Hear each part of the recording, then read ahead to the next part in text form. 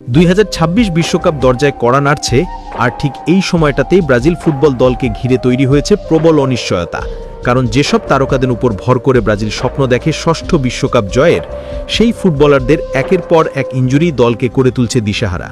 মাঠের বাইরে ছিটকে গেছেন একাধিক তারকা, আবার কেউ মাঠে ফিরলেও ঝুলে আছে ফিটনেসের প্রশ্ন। তাহলে 2026 বিশ্বকাপ জিততে হলে কারা সেই অপরিহার্য ফুটবলার যাদের ইনজুরি মানেই ব্রাজিলের স্বপ্ন ভেঙে পড়া?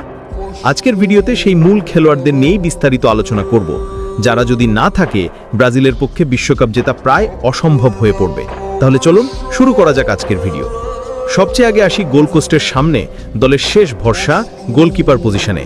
বর্তমান ব্রাজিল স্কোয়াডে নিয়মিত 4 জন গোলকিপারের নামই প্রায় সবার জানা: অ্যালিসন বেকার, এদেরসন, হুগো সুজা এবং বেন্তো ম্যাথিউস। কিন্তু 2026 বিশ্বকাপে যাওয়ার আগে ব্রাজিলের জন্য সবচেয়ে গুরুত্বপূর্ণ যে নামটি, তা নিঃসন্দেহে অ্যালিসন বেকার। কারণ বিগত কয়েক বছরে আমরা সবাই দেখেছি, অ্যালিসন না থাকলে যেই সুযোগ পেয়েছেন, কেউই অ্যালিসনের মতো নির্ভরযোগ্য পারফরমেন্স দিতে পারেননি। ক্লাব ফুটবলে লিভারপুলের হয়ে যেভাবে ব্যাকলাইনকে সেভ করেন, ভয়ঙ্কর সব শট ঠেকান, ঠিক সেই একই নিশ্চয়তা তিনি এনে দেন ব্রাজিল দলের জন্যও।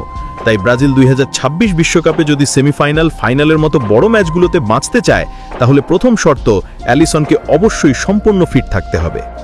এবার আসি ডিফেন্স লাইনে, যেখানে ব্রাজিলের শক্তি যেমন আছে, তেমনি আছে ভয়ঙ্কর দুর্বলতার সম্ভাবনাও।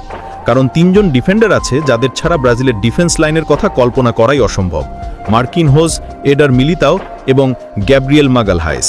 কিন্তু সমস্যা হলো, এদের মধ্যে 2 জন, মিলিতাও এবং মাগালহায়েস, ইনজুরির কারণে সাম্প্রতিক ম্যাচগুলোতে মাঠের বাইরে। সেনেগালের বিপক্ষে মাগালহায়েসের পেশির ইনজুরি এবং পরের ম্যাচে মিলিতাওয়ের চোট দুইজনকেই কমপক্ষে কয়েক সপ্তাহ থেকে 1-1.5 মাসের মতো মাঠের বাইরে রাখছে। এই 2 জনের কেউ অনুপস্থিত থাকলেই ব্রাজিলের ব্যাকলাইন নড়বড়ে হয়ে পড়ে। 3 জনের কেউ না থাকলে তো পুরো ডিফেন্স ভেঙে পড়ার সম্ভাবনা থাকে। কারণ এই 2 জনের রিপ্লেসমেন্ট ব্রাজিল এখনো পর্যন্ত বের করতে পারেনি। সুতরাং 2026 বিশ্বকাপে যেতে হলে অবশ্যই মিলিতাও এবং মাগালহায়েসকে ইনজুরি মুক্ত থাকতে হবে, না হলে ব্রাজিল বিপদে পড়বে প্রথম রাউন্ড থেকেই। আর যাকে কেন্দ্র করে পুরো ডিফেন্স স্থির থাকে, তিনি মার্কিনহোজ।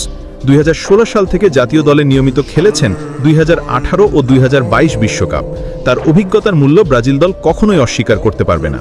তিনি শুধু একজন ডিফেন্ডারই নন, বরং ব্যাকলাইন লিডার। তাই তার উপস্থিতি মাঠে থাকা জরুরি, এমনকি অপরিহার্য। এবার এগিয়ে যায় মিডফিল্ডে, যেখানে বর্তমানে ব্রাজিলের সবচেয়ে বড় সংকট দেখা যাচ্ছে। কারণ ব্রুনো গুইমারেস ও ক্যাসেমিরো, এই 2 জনের মতো মিডফিল্ডার এখনও খুঁজে পায়নি ব্রাজিল। ক্যাসেমিরো এখনও পর্যন্ত ব্রাজিলের সবচেয়ে শক্তিশালী ডিফেন্সিভ মিডফিল্ডার। অভিজ্ঞতা, ট্যাকলিং, লিডারশিপ সব মিলিয়ে তিনি মিডফিল্ডের ডিফেন্সের দেয়াল হয়ে থাকেন।